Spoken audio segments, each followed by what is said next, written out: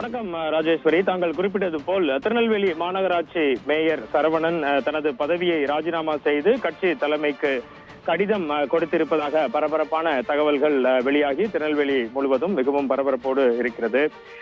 இன்று காலை முதலே இந்த செய்தி பரபரப்பாக வெளியான நிலையில் தற்போது சென்னையில் இருந்து வந்த தகவல்கள் அதை உறுதி செய்யும் விதமாகவே இருக்கிறது. ராஜேஸ்வரி, திராவிட முன்னேற்ற கழகத்தைச் சேர்ந்த மேயர் சரவணன் கடந்த 2022ஆம் ஆண்டு மார்ச் 4ஆம் தேதி திருநெல்வேலி மாநகராட்சியின் மேயராக பதவியேற்றார். பதவியேற்று ஒரு சில கூட்டங்களுக்கு பிறகு தொடர்ந்து ஒவ்வொரு கூட்டத்திலும் ஆளும் திராவிட முன்னேற்ற கழகத்தைச் சேர்ந்த உறுப்பினர்களுக்கும் அவருக்கும் நேரடியாகவே மாமன்ற கூட்டத்தில் மோதல் நடந்து வந்தது. மேயர் மீது நம்பிக்கையில்லா தீர்மானத்திற்கு 35க்கும் மேற்பட்ட திராவிட முன்னேற்ற கழக மாமன்ற உறுப்பினர்களே கையெழுத்திட்டு திருநெல்வேலி மாநகராட்சி ஆணையரிடம் கடிதம் வழங்கினர். இந்த ஆண்டு ஜனவரி 12ஆம் தேதி மேயர் சரவணன் மீதான நம்பிக்கையில்லா தீர்மானத்திற்கான வாக்கெடுப்பு நடத்தப்படும் என மாநகராட்சி ஆணையாளர் தாக்கரே சுபம் ஞானதேவ் ராவ் அறிவித்திருந்தார். கட்சி தலைமையின் அறிவுரையின்படி மாவட்ட திராவிட முன்னேற்ற கழகத்தை சேர்ந்தவர்கள் பாளையங்கோட்டை சட்டமன்ற உறுப்பினர் உள்ளிட்டோர் மாமன்ற உறுப்பினர்களை கன்னியாகுமரி, மதுரை உள்ளிட்ட இடங்களுக்கு சுற்றுலா அழைத்து சென்று உறுப்பினர்கள் யாரும் நம்பிக்கையில்லா தீர்மான கூட்டத்தில் கலந்து கொள்ளாத விதம் பார்த்து கொண்டதால் தீர்மானம் தோல்வி அடைந்ததாக அறிவிக்கப்பட்டது. அதன் பிறகு தொடர்ந்து நடந்த 2 கூட்டல்களிலும் மாநகராட்சி மாமன்ற உறுப்பினர்களுக்கும் மேயருக்கும் மோதல் போக்கே நீடித்து வந்தது.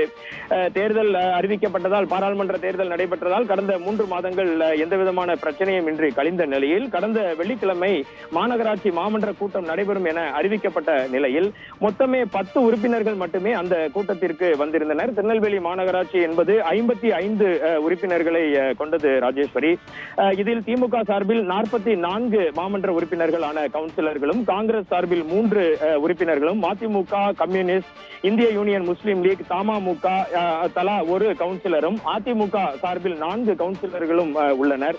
இந்த நிலையில் கடந்த வெள்ளிக்கிழமை நடைபெற்ற மாமன்ற கூட்டத்திற்கு மொத்தமே 10 கவுன்சிலர்கள் மட்டுமே வந்திருந்தனர். இந்த நிலையில் போதுமான கவுன்சிலர்களின் கோரம் இல்லாததால் அந்த கூட்டம் ஒத்தி வைக்கப்பட்டதாக கூறி மேயர் சரவணன் மாமன்ற கூட்ட அரங்கை விட்டு வெளியேறினார்.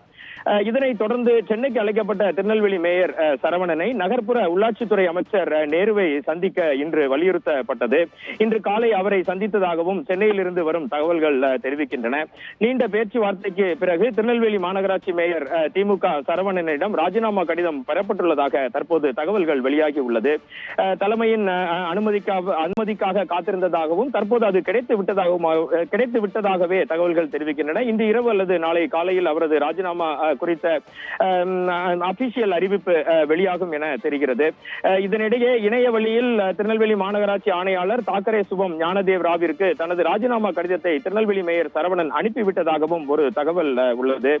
திருநெல்வேலியை பொறுத்தவரையில் நாம் ஏற்கனவே குறிப்பிட்டபடி திராவிட முன்னேற்ற கழகத்திற்கு 44 உறுப்பினர்கள் உள்ளனர். ஆனால் மேயர் சரவணன் பதவியேற்ற சில நாட்களில் இருந்தே இந்த மாநகராட்சி மாமன்ற உறுப்பினர்களுக்கும் மேயர்களுக்கும் ஒரு தொடர்ந்து மோதல் போக்கு நீடித்து வந்தது. இதனால் என்ன பாதிப்பு என்று கேட்டீர்கள் என்றால் ராஜேஸ்வரி, மாமன்ற கூட்டம் ஒழுங்காக நடைபெறாத நிலையில் கடந்த வெள்ளிக்கிழமை நடைபெற்ற கூட்டத்தில் 180 தீர்மானங்கள் மக்கள் நலன் சார்ந்த திருநெல்வேலி மாநகராட்சியின் திருநெல்வேலி மக்கள் நலன் சார்ந்த 180 தீர்மானங்கள் நிறைவேற்றப்பட இருந்தது. அந்த தீர்மானங்கள் எதுவுமே நிறைவேற்றப்படவில்லை. இதனால் திருநெல்வேலி பொதுமக்களும் கடும் அதிருப்தியிலேயே மேயர் மீதும் திருநெல்வேலி மாநகராட்சி மீதும் இருந்தனர். இது தமிழக விவரங்களுக்கு நன்றி வனராஜ்.